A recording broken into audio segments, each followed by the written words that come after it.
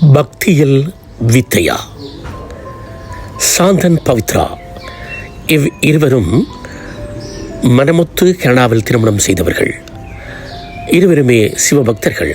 ஆனால் இன்று பவித்ரா தங்கையின் சொற்கேட்டு மதம் மாறிவிட்டாள். சாந்தன் பனிச்சறுக்கலால் விபத்துக்குள்ளாகிவிட்டான் என்று அவன் ஹோமா நிலையில்.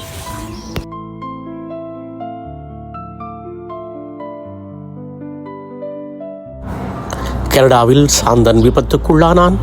தகவல்களை காவல் அதிகாரிகள் தெரிவித்தார்கள். அவளுக்கு மொழி ஆற்றல் இல்லாதவள். அதனால் சாந்தனின் நண்பர்கள் துணையோடு வைத்தியசாலைக்கு வருகின்றாள். அழுதாள், புரண்டாள். தனது ஆண்டவர் இவனை காப்பாற்றுவாள் என்று மனதுக்குள் எண்ணுகின்றாள். பைபிளில் இருந்த நல்ல வரிகளை எழுதி அவன் தலையணியின் கீழ் வைக்கின்றாள். இன்னொரு புறம் சாந்தனின் நண்பன் ஒருவன் சாந்தன் சிவபக்தன் என்பதனால் அவன் ஓடிச் சென்று சிவ ஆலயத்திற்கு முன் முட்டுக்காலிலிருந்து வணங்குகின்றான். கோவிலிலிருந்து கொண்டு வந்த 200 பொட்டு யாவற்றையும் அவன் முகத்திலே அவன் நெற்றியிலே இடுகின்றான். திலகமாக வந்தாள் சாந்தனின் மனைவி பவித்ரா. மிக மிக மிக கோபப்பட்டாள் நண்பர்கள் மேல். இவர்கள் பார்க்கின்ற வேலை இதுதான். இதெல்லாம் பூசினால் இவன் மேல் சாத்தான் தான் கூடுதலாக நிற்பான் என்று கோபத்தில் முகத்தை துடைக்கிறான். அந்த சமயத்தில் பவித்ரா பார்த்தாள் குப்பை தொட்டியை. அதுக்குள்ள அவளால் எழுதப்பட்டிருந்த வாசகம் அங்கே குப்பை தொட்டியில் போடப்பட்டிருக்கு. கோபப்பட்டாள். அச்சமயத்தில் நண்பர்கள் கோவில் பொருட்களோடு வர அதனை பறித்து குப்பையில் போட்டாள் பவித்ரா. சாந்தனோ பேச முடியாதவனாக உணர்வற்றவனாக ஹோமாவில் இருக்கின்றான்.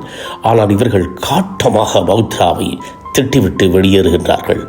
தலையணைக்கு பக்கத்தில் இருந்து தான் கொண்டு வந்த பைபிளின் வாசகத்தை படிக்கின்றாள் பவித்ரா.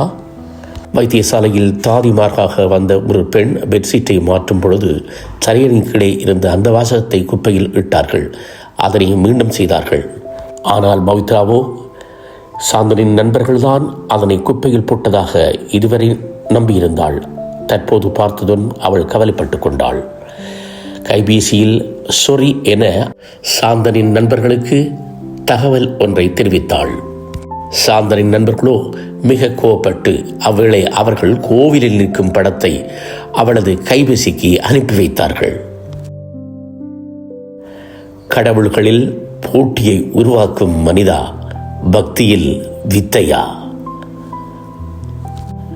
சாந்தன் எழுவானா தொடர்வது பாகம் 6. கருத்துக்களை வரவேற்கின்றோம்.